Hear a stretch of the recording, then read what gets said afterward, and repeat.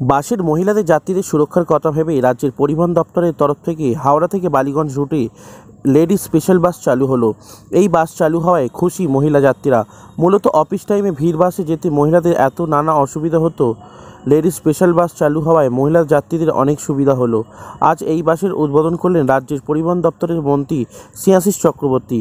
তিনি বলেন, আপাতত একটি বাস দেওয়া হলো এই রুটে, সফল হলে আগামী দিনে দুটি শীত তাপ নিয়মিত বাস দেওয়া হবে। হাওড়া থেকে বালিগঞ্জ পর্যন্ত এই রুটের প্রথম দিনেই যাত্রীদের সংখ্যা ছিল চোখে পড়ার মতন। হাওড়া থেকে চন্দন পোলের রিপোর্ট, নিউজ লাইন হাওড়া।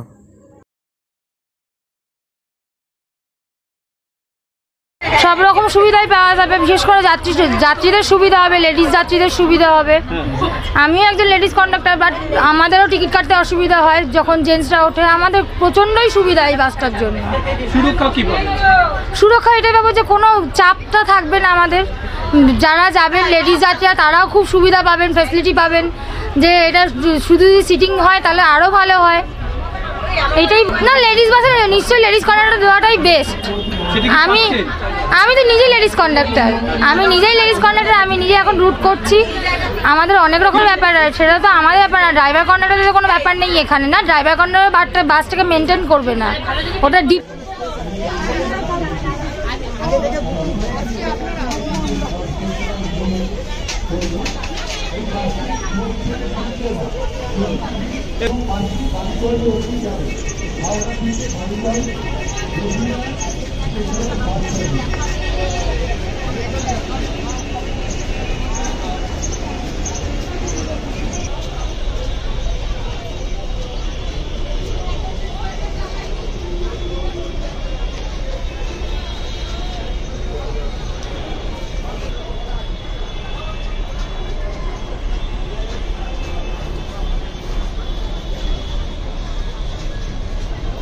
অনুষ্ঠানে আমাদের পরিবহন দপ্তরের রাষ্ট্রমন্ত্রী দিলীপ মণ্ডল সাহেব রয়েছেন, আমাদের সেক্রেটারি ডক্টর সৌমিত্র মোহন সাহেব রয়েছেন, WBTCর এমডি, ডেপুটি এমডি, সরকারি আধিকারিকরা সকলেই রয়েছেন।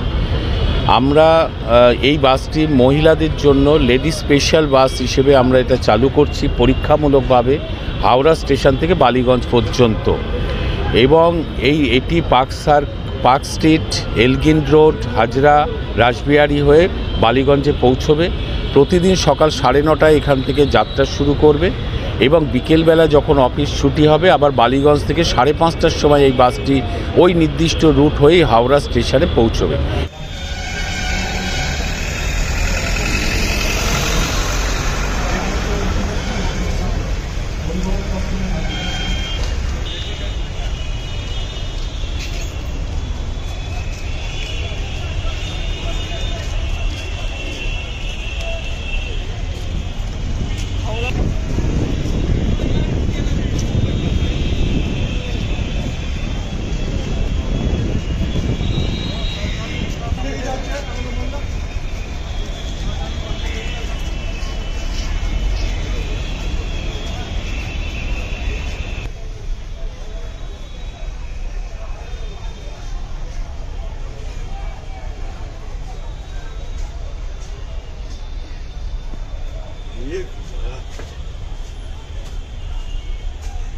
আমন্ত্রণ জানাচ্ছি।